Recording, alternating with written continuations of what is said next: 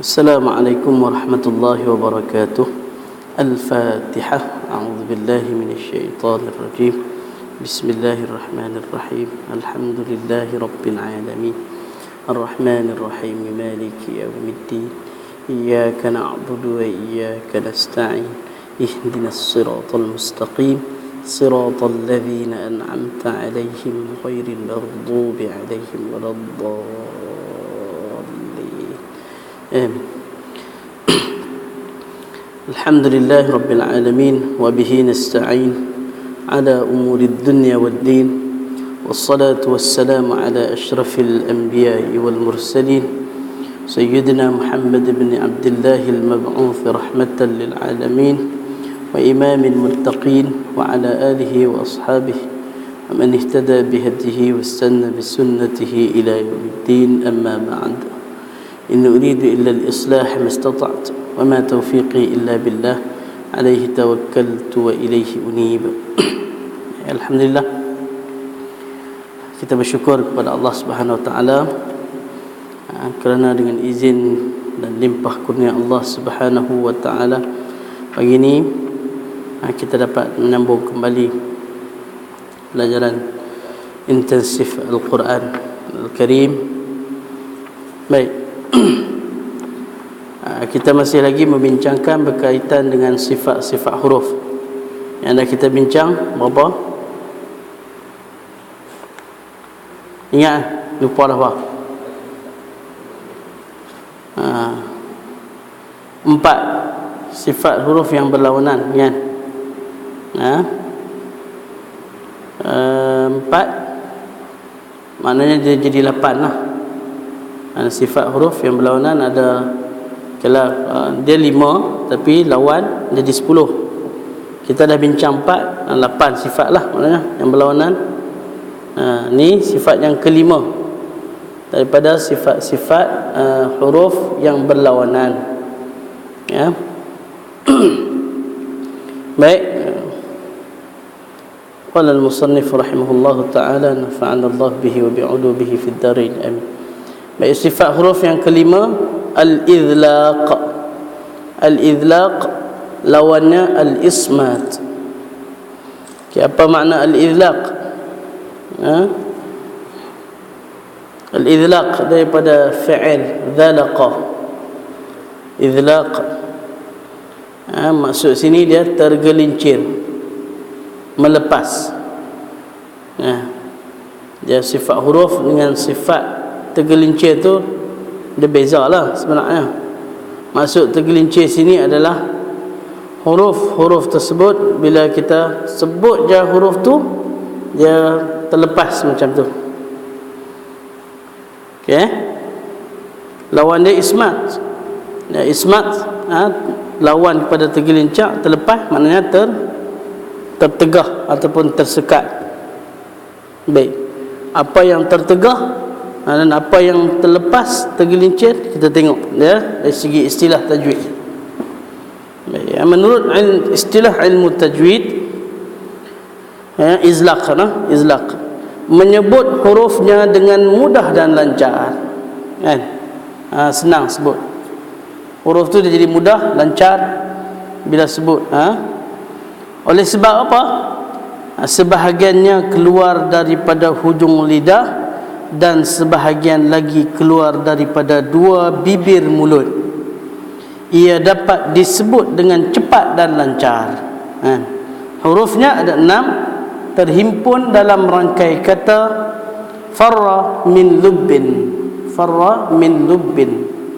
Fa, ra, mim, nun, lam, ba. Tengok, betul tak? Kita sebut huruf tu kan.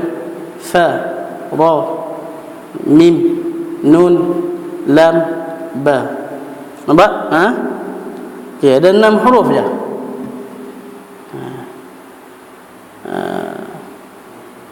Kalau kita baca Al-Fatihah, maka kita tengok berkaitan dengan huruf-huruf ni, fa, ra, mim, nun. Tengok balik huruf-huruf ni semua ada.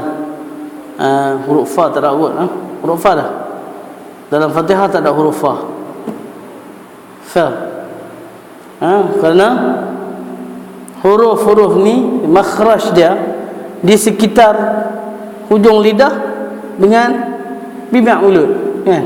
Sebab tu ya huruf-huruf ni bersifat izlaq. Izlaq maknanya dia tergelincir, terlepas. Melepas ni maknanya senang dia sebut, kan?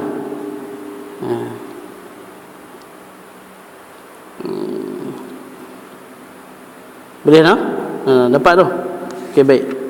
Huruf dia ada 6, farra min lubbin, fara mim nun lam ba. Baik. Lawan kepada izlaq disebut ismat. Baik, ismat sini dari segi bahasa disebut tertegah ataupun tertahan, tersekat.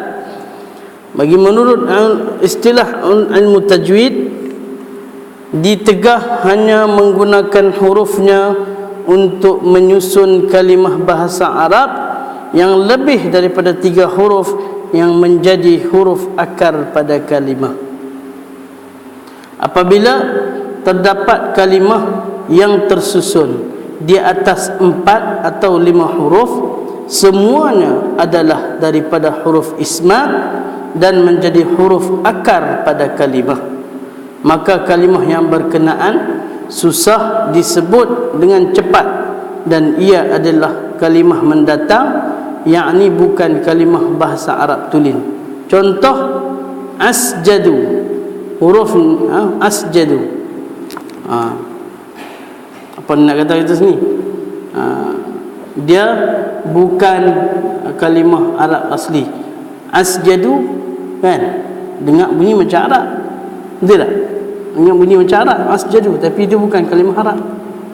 Macam nama kita jugalah, kan? Nama kita orang Melayu ada nama Arab tak apalah, Muhammad, Ahmad, kan? Senang. Tu nama Arab dah tu, kan? Orang Arab dia apa? Dan nama ni depa tak buh pelik-pelik macam kita, berbelik-belik macam kita, kan?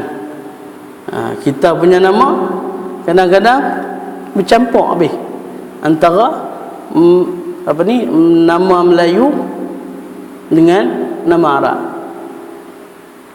Contoh kalau nama perempuan Nur, Nur, kan? Okey, Nur, Nur cahaya, Arab tu. Nur apa? Nebuh. Nur apa? Nur apa? Ambil famous sikit, Nur Haliza, Siti Nur Haliza, kan? Kata boleh nak buh juga, tak apa, kan? Nak bagi senang, Haliza Masyarakat mana ada? Dia ada Siti pula. Kita Siti mungkin kita ambil singkatan daripada Sayyidatuna, kan? Macam isteri Nabi Sayyidatuna Khadijah, Sayyidatuna Aisyah, Sayyidatuna Hafsah. Kita bagi Sayyidatuna. Sayyidah ni dia muannath, nak menunjukkan kata perempuan, ada ta situ, kan? Sayyidah. Laki dia sayyidun, muzakkar dia sayyidun, sayyid, ketuan, ketua, penghulu, kan? Nabi kita sebut sayyidul anbiya wal mursalin, penghulu kepada semua nabi dan rasul, kan? Sayyidah yang perempuan punya, tak apalah. Mungkin kot bila duk sebut sayyidah jadi siti terus, Allah alam. Tapi nak ikut makna siti tak ada makna. Tinggal lagi ada sebahagian. Kalau di Arab tu siti ni kadang-kadang dia bagi nama gelaran, bagi kucing dia bagi siti, bagi tikus pun ada, kan? Bagi siti. Siti siti apa? Si tikus. Allah alam lah, kan?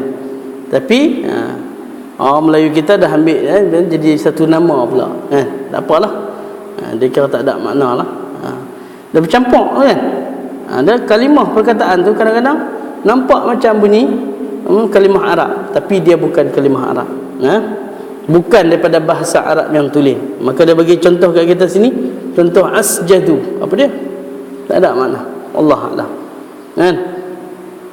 Baik, huruf ismat terdiri daripada rangkai kata yang mana himpunan huruf-huruf dia ada 23. dah huruf hijaiyah kita ada 29. Jadi yang al-idlaq tadi, huruf yang bersifat tergelincir tadi, mudah sebut tadi ni, ada 6 huruf. Ini 23 lagi lah. Jadi yang 23 tu semua dalam bahagian sifat huruf yang lawan kepada izlaq, iaitu ismat. Di ismat ni apa? Tertegah. Jim, zai. Okey, rangkai kata dia apa? Dia sebut jazzun, ghishin, sakhitin, sadda, thiqatan, id wa'dhuhu yahudduka. Okey. Jim, zai, ghain, shin, sin, kha, ta, sad, dal, tha. Ini huruf tha ni macam mana? Tha. Nampak macam nak melepas kan? Nak terlepas dia bila sebut tu. Tha. Ada, dia tertahan. Pasal apa? Sebab lidah diletakkan pada gigi gunting atas. Tha. Okey, nafas pun dia tertahan dan dia pun bersifat tertahan dan tertegah. Okey ya? Baik, dan sebagainya. Zal, waw, ain, ha, dha, dad, kaf. Okey. Dan kebanyakannya huruf-huruf ini adalah berada dalam lingkungan apa? Dia belah-belah dalam. Di makhraj dia berada di dalam, di bahagian dalam mulut, bukan di bahagian bibir. Kebanyakan sifat-sifat huruf-huruf tu. Boleh tak? Baik. Saya ingat tak ada masalah yang ni. Yang takut keliru sikit itulah kalau nanti dia akan macam huruf dad kan. Huruf apa lagi? Huruf dad terutamanya lah. Dad ni yang Nabi sebut kan, ana afsahul arab. Nabi kata aku adalah orang yang paling fasih dalam kalangan orang Arab. Nabi paling fasih. Wa ana afsahu man nataqa bid-dad. Dan aku yang paling fasih menuturkan ataupun menyebut huruf dad kan. Kita sebut ni seakan nak bunyi macam betul dah. Baca depan orang Arab tengok. Huruf dad ni dia kata tak payah dah, dia kata kalau orang ajam, yakni orang bukan Arab, huruf dad adalah huruf yang paling sukar nak dapat fasahah dia, fasih, betul-betul fasih sebut huruf dad tu. Tak apalah. Yang tu kita berlatih lah bagi sesempurna mungkin yang kita boleh sebut huruf tersebut. Jangan risau lah. Sebab kita mencuba, insya-Allah Allah bagilah. Tak dapat sepenuhnya pun, insya-Allah sikit sebanyak boleh dapat yang lebih baik daripada biasa kita dah sebut bunyi telo pelik sangat. Dot bunyi dot kan. Ghairil maghdubi alaihim waladdallin kan, waladdallin. Dol apa? Ingat dodol ke? Dad, ad-dal. Kembungkan sikit pipi. Sama ada geraham, di gigi geraham atas sebelah kiri ataupun kanan yang kita di tepi lidah tu. Perlu tekankan di situ kan. Baik. Okey. Ikut tu kalau kita dah habis dah. Perbincangan kita berkaitan dengan sifat-sifat huruf yang berlawanan. Dah 10 lah kan. Baik. Termasuk kepada keterangan sifat-sifat tunggal. Sebut tunggal maknanya itu tak ada lawan. Tak ada lawan. Okey. Sifat-sifat tunggal yang tidak berlawan dia ada 7 sifat. Jadi kita dah selesai 10, mai pula lagi 7 ni jadi 17 lah. Kurang-kurang. 7 sifat. Okey, yang pertama.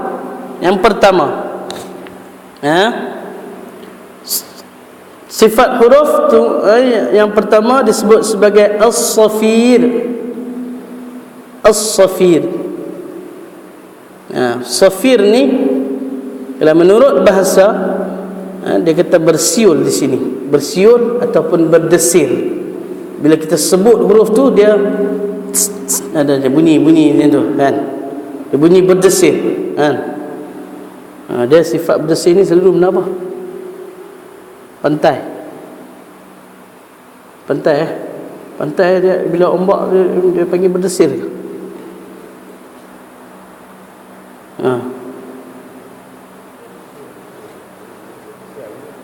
Berdesir angin berdesir.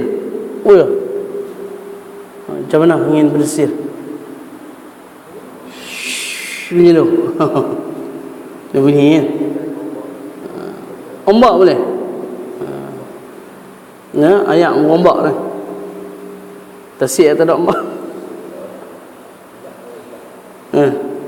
Tasik boleh punya bunyi. Tak bunyi tasik kan. Okey. Baik, okey.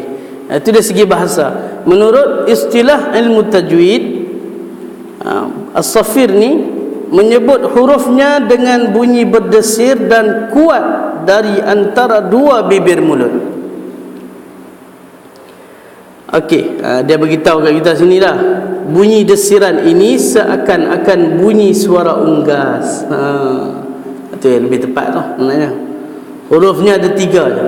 Huruf sad, zai dan sin.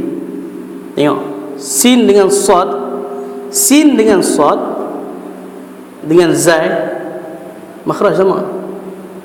Zai, sin, sad makhraj sama.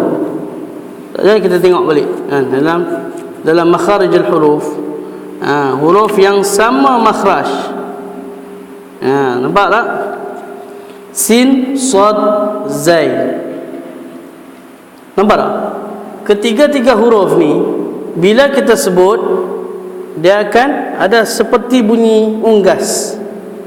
Bunyi dia berdesir seperti unggas. Ya. Unggas apa dia nah? Unggas apa dia? Sejenis burung lah. Serangga lah. Serangga. Biasa dengar bunyi lebah kan? Zzz. Lebah lah, lebah. Lebah. Panggil apa ni?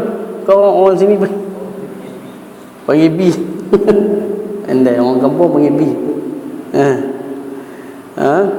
Zai, zzz, bunyi macam tu kan. Tahu apa ni, kalau satu-satu wahyu yang Allah turunkan kepada Nabi SAW tu, di antara tanda dia bunyi macam tu. Tapi bunyi yang kuat tau. Bila nak turun wahyu, Allah nak turun wahyu kepada Nabi, dia akan bunyi macam seperti lebah yang begitu banyak. Nak abang kata satu wahyu yang Allah Ta'ala nak turun tu berat, benda besar kan. Jadi dia bunyi seolah bunyi macam tu. Sayyidina Umar pernah, dia kata dia pernah mendengar bagaimana bunyi bunyi yang macam tu. Dia kata dia kata wahyu sedang turun kepada Nabi SAW. Tak senang nak terima wahyu kan. Dia orang ni mengamai ajaran sesat, senang boleh wahyu kat mana kan. Wahyu melalui mimpi setan lah tu, tahu dah kan. Habaq suruh bagi tahu kat orang ramai dia adalah nabi akhir zaman tu, dia nabi manusia, kerana sesat barat ni dah. Okey, bunyinya seperti unggas, lebah, serangga lah yang sebagainya. Okey, jadi huruf dia 3 ni, sad, zai, sin. Di antara 3 huruf ni pula, huruf sad adalah bunyi desiran yang paling kuat. Baru lepas tu barulah huruf zai, dan kemudian barulah huruf sin. Tu nak jaga tu. Bila kita baca Fatihah, ada daripada 3 huruf ni ada 2 huruf yang perlu kita jaga. Huruf sad dengan huruf sin. Kan? Iyyaka na'budu wa iyyaka nasta'in. Kena ada bunyi desiran. Tu sifat dah. Nasta'in. Selain daripada kita jaga makhraj dia yang tepat, sifat huruf dia ra'i sama. Okey, kerana sin ini sifat tunggal dah. Dia tak share dengan huruf lain. Dia tak share dengan huruf selain daripada 3 huruf ni lah. Maknanya hanya berlaku kepada 3 huruf ni untuk sifat tunggal yang pertama, iaitu as-safir tadi. berdesir tadi. Nampak bunyi kan? Nasta'in. Baik, ada juga huruf sad. Ihdinas sira si. Dia sad ni nak kena jaga banyak benda. Yang pertama pasal dia huruf isti'la. Kan? Tapi bila dia berbaris kasrah, baris di bawah, huruf isti'la ni patutnya, maksud isti'la maknanya meninggi, kan? Lawan dia istifal, merendah, kan? Merendah kita bincang sebelum ni. Jadi kalau yang huruf yang bersifat istifal, biasanya dia terbuka mulut bila disebut, bila huruf tu disebut, merendah. Tapi huruf isti'la biasanya dia bila kita sebut huruf-huruf isti'la ni, dia maknanya meninggi. Selain meninggi, automatiknya mulut dia macam muncung. Dia lebih kepada bersifat izlaq tu, izlaq, itbaq. Itbaq maknanya menutup, macam tutup kan. Kan huruf sad, dad, ta, dha, kan? Sad, dad, ta, dha. Empat huruf tu dia bersifat itbaq kan, penutup. Sad pun, sad. Tapi dalam Fatihah ni, ni dia special case. Dalam Fatihah, kalau huruf sad tu ataupun mana-mana huruf isti'la yang berbaris di bawah, kita bincang dulu kan, kita ulang balik. Berbaris di bawah, dia tak boleh tutup mulut dah, dia kena buka, kena macam seolah seperti senyum, kan? Ihdinas sira, dia tak boleh ihdinas sira, tak boleh muncung mulut dah. Sebab apa? Kerana meraihkan baris kasrah, baris bawah, yang diiktibarkan sebagai aqwal harakat, baris yang paling kuat dari segi sudut susunan ataupun turutan baris-baris di dalam bahasa Arab, kan? Ataupun dalam kaedah imla, kaedah menulis dalam bahasa Arab, dan ambil kira tu, kan? Jadi tu yang tak heran tu, ada orang pernah tanya kata, ustaz, pernah juga dengar orang baca sad tu dia bunyi macam baris depan, baris dhamma. Ihdinas surah, bunyi macam surah. Yang kawan tu dia bukan nak baca surah, dia tahu lah berpuluh tahun dah baca Fatihah, kan? Tahu dah sad tu baris kasrah. Tapi hanya kerana dia tidak meraihkan, yang patutnya memanglah asal-asalnya sad itu bersifat isti'la.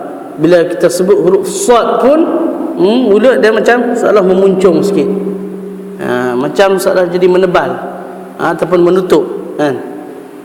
Tapi mai pada Fatihah ni, bila dia berbaris kasrah, mana-mana huruf isti'la, ada 7 tu kan, mana-mana dia salah satu daripada huruf-huruf isti'la ni, kalau berbaris di bawah, kita kena raikan mana yang lebih kuat. Segi baris dia tu, baris bawah tu adalah lebih kuat, maka raikan yang tu maknanya dia kena buka, dia kena bersifat infitah, dia tak boleh itbaq je. Tu kena jaga, tengok. Macam senang kita, kan? Itulah kadang-kadang kita kena perhati baliklah bila kita baca Fatihah, yang sebetul-betul bagaimana cara Nabi baca. Biarlah walaupun di dalam sembahyang tu kita duk fikir benda tu, yang ada juga orang tanya, adakah benda tu boleh menghilangkan khusyuk? Bukankah bila kita baca Quran kita perlu teliti makna lebih ke, ustaz? Kan? Tu barulah nak mendatangkan khusyuk. Jadi kalau duk fikir hukum tajwid dah, ni ada orang pernah tanya. Memang ada orang pernah tanya. Kan? Dia ustaz dia kata ni, kan? Macam saya memang kalau setiap kali kita bincang bab tajwid ni, memang Fatihah memang selalu saya tekan semua. Sebab itu adalah bacaan wajib kita untuk dalam solat. Jadi ada memang dia pernah ditanya lah, yang tanya bukanlah dia nak abang tak puas hati. Tak nak abang tak tajwid ni dikira seperti Fatihah saja. Kan? Tak. Dan tanya juga dalam sembahyang tu dia tak kira menghilangkan khusyuk lah. Tak lah. Hilang khusyuk apa? Sedangkan Imam Al-Ghazali sendiri pun pernah memikirkan permasalahan haid, kan, wanita dalam solat. Walaupun fikir benda tu, tapi dia benda tu ada kaitan dalam agama. Benda tu bukan boleh menghilangkan khusyuk lagi. Tak ada masalah apa. Tak ada pula riwayat yang kata Imam Ghazali ulang balik sembahyang dia. Allah, setakat yang kita dengar cerita, mana tahu kok ada ni, wallah alam lah.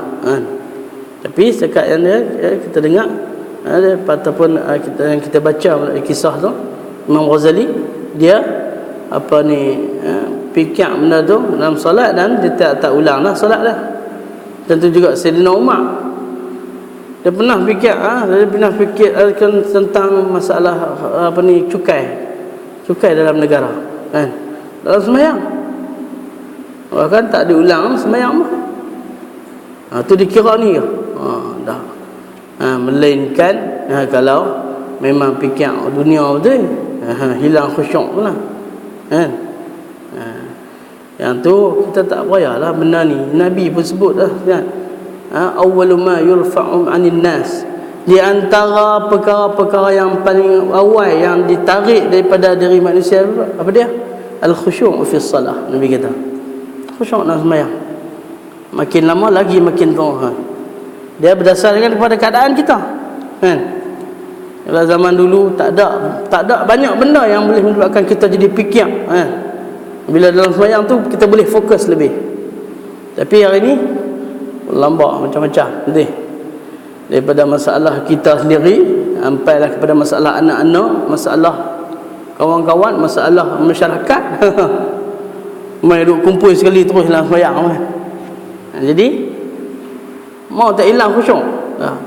Yang benda ni Nabi sebut awal, di antara perkara-perkara yang awal akan diangkat oleh Allah dalam hati-hati manusia. Jadi kita duduk akhir zaman ni, kalau sembahyang boleh khusyuk, kira yang tu dikira cantik lah, kan? Boleh ni lagi, nampak? Jadi tak jadi satu kesalahan bila kita sekurang-kurangnya kita fokus pada Al-Fatihah, walaupun tak ni kepada makna. Memang Allah sebut afala yatadabbaruna al-Quran, kita kena tadabbur, kena menghayati pembacaan. Baca sekadar baca, kalau boleh hayati sekali dengan makna-makna, barulah kita akan selain daripada lebih mendatangkan khusyuk, maka solat kita tu juga adalah lebih sempurna, kan? Tapi kita bukan faham semua. Mungkin dalam surah Al-Fatihah kita dah tahu makna, kan? Tahu dah. Tapi penghayatan tu tinggal dia masing-masing lah. Benda ni dia tak sama semua, kan? Okey. Boleh Baik, di antara tiga-tiga huruf ni, huruf sad adalah paling kuat sekali desiran dia. Kita buat macam mana? Okey, kita nak sebut ketiga-tiga huruf ni, kita sukunkan huruf-huruf ni, kemudian di awal itu kita letaklah hamzah alif. Bari fathah ke, bari kasrah atau dhammah ke. Seeloknya baru bari fathah lah, senang kita sebut. Contoh sebut huruf sad ini, as. Yang ni tengok dia kata apa ni, semasa menyebut huruf sad ni, as ni, kedengarannya seperti suara angsa. Angsa pula no? As. Mulut kena muncung. As. Sebab dia bersifat isti'la dan bersifat itbaq, menutup, kan? As. Bunyi macam angsa bunyi macam mana?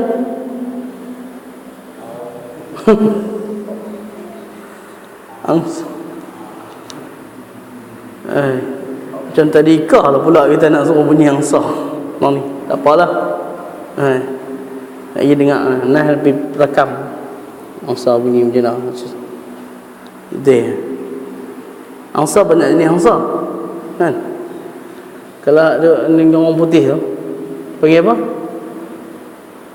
Yang putih, yang warna putih, yang boleh terbang, swan, kan? Swan. Swan. Orang kampung panggil goose. Swan. Okey, tak apalah. Itu angsa tu ada tak kat kita? Swan tu tak ada, kan? Maksudnya tak ada.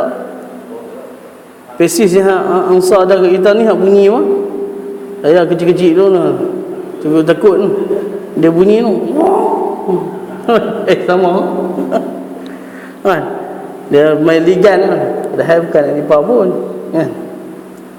Punya takut lari tak cukup tanah apa dah. Okey, tak apalah. Huruf sad kita sebut as.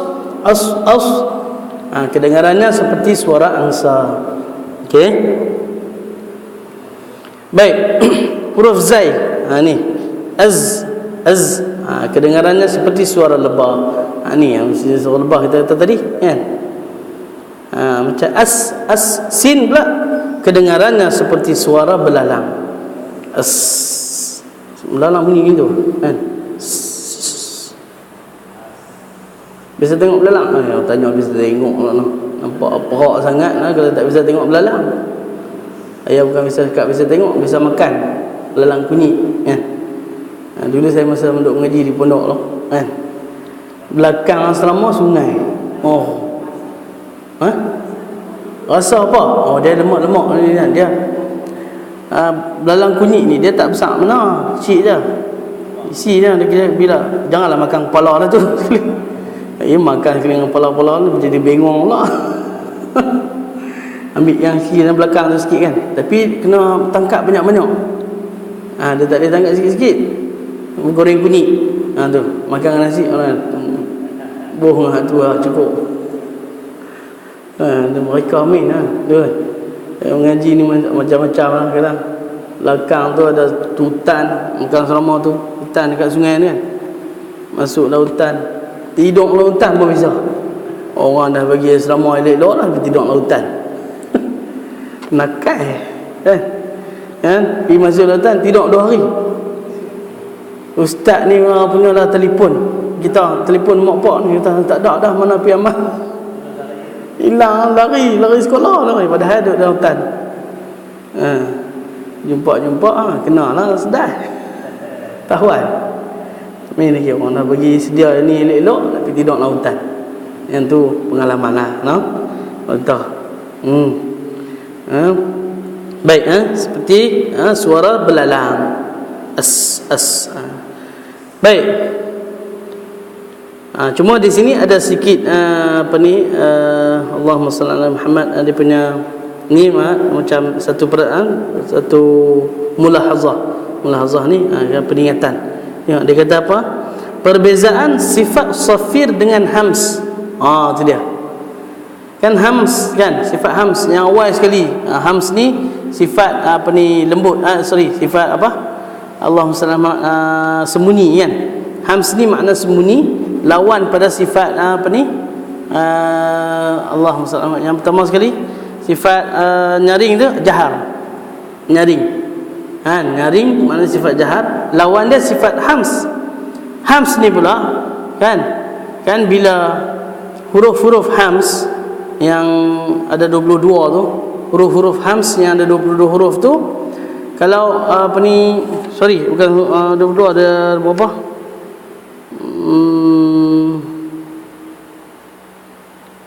19, bukan 22. Dia ada fahathaha 4, 5, 6, 7, 8, 10. Ada 10. Yang sifat hamas tadi dia ada 10 sifat-sifat hamas tu. Kan bila sifat-sifat hamas ni, huruf-huruf dia bila sukun kena keluar bunyi sikit kan, macam bunyi angin juga sikit kan. Okey, jadi di kata sini safir ni pun dia kena berdesir, seolah macam bunyi unggas tadi ni kan. Bunyi-bunyi macam angin juga. Perbezaan sifat safir dengan hamas apa dia? Safir adalah desiran nafas yang ianya lebih kuat berbanding dengan hamas yang sekadar membunyikan hurufnya dengan hembusan nafas yang lebih ringan. Kalau sifat safir ni kita kena ni terus macam as. Dia bunyi ni kuat berat kan. Tapi kalau yang bersifat hamas tadi pula dia sikit je. Beza ada sikit beza. Allahu akbar, Allahu akbar, akbar. Ya nah. Kaf tak ada qalqalah. Tak jadi qalqalah kaf tu kan. Ada orang sebut je lah. Ada yang sebut Allahu Akbar. Kaf bukan qalqalah. Dia baca Allahu Akbar, tu qalqalah. Kan? Qaf dia kan. Okey. Boleh lah? Insya-Allah. Mudah ni dia tinggal lagi bila kita sebut huruf-huruf ni dalam dengan makhraj dia yang tepat, insya-Allah dia akan keluar, dia akan main terus sifat huruf tu secara automatiknya. Jadi hamas tadi dia lebih ringan, yang ni nafas dia lebih kencang, lebih kuat kan. Baik, itu kata sifat tunggal yang pertama yang disebut sebagai as-safir. Ingat ni bila kita dah habis 17 sifat ni nak kena tanya. Kena tanya seorang-seorang. Boleh? Baik, tak boleh jawab, diri sebelah kaki. Zalimnya kan. Okey. Sifat tunggal yang kedua, qalqalah, demi qalqalah. Okay. Qalqalah menurut bahasa bergerak-gerak dan bergetarlah. Qalqalah, qalqala yuqalqilu qalqalatan. Qalqalah ni maknanya dia macam tu, dia bergetar.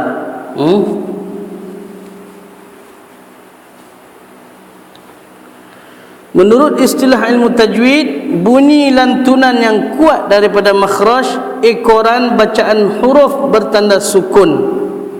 Makhrajnya ditekan terlalu kuat dan dilepaskan dalam waktu yang singkat. Hurufnya 5 terhimpun dalam rangkai kata qutbu jadin. Qaf, ta, ba, jim, dal. Ada sebahagian tu sebut apa? Baju di toko. Kalau orang Indon ni kan sebut baju di toko. Baju tu baju di toko. Toko ni di kedai. Toko tu makna kedai. Tak apalah. Qaf, ta, ba, jim, dal. Mudah je ni pasal dia 5 huruf je. Kita duk ingat selalu dah kan.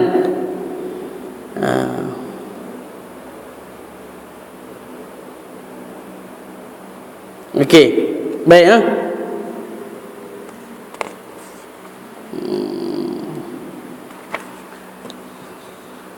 Okey, berlakunya qalqalah ini pada ketika hurufnya sedia bertanda sukun atau dibaca sukun mendatang kerana berhenti bacaan padanya. Nampak tu? Kalau dah salah satu daripada 5 huruf qalqalah ni, qaf, ta, ba, jim, dal ni sukun, mati. Maka bila dia sukun, yang tu sukun asli dia panggil. So memang dia sukun kan, baris dia pun sukun. Tu sukun asli. Ataupun dibaca sukun yang mendatang ketika berhenti. Maknanya huruf ni dia berbaris. Asal berbaris, tapi bila kita berhenti pada huruf tersebut, dia jadi sukun. Yang tu dipanggil sukun mendatang, bukan sukun asli. Tu tengok kan. Okay. Jadi qalqalah terbagi kepada 2. Umumnya qalqalah terbagi kepada 2. Yang pertama disebut sughra, yang kecil. Yang kedua dipanggil kubra. Kita tengok yang kecil ni macam mana. Tengok. Okey. Kena tengok kaedah dia. Jika huruf-huruf qalqalah sedia bertanda sukun pada asalnya, maka bacaan qalqalahnya juga secara sederhana. Surah tadi. Okey. Baik. Yang ni kita nak bagi perhatian.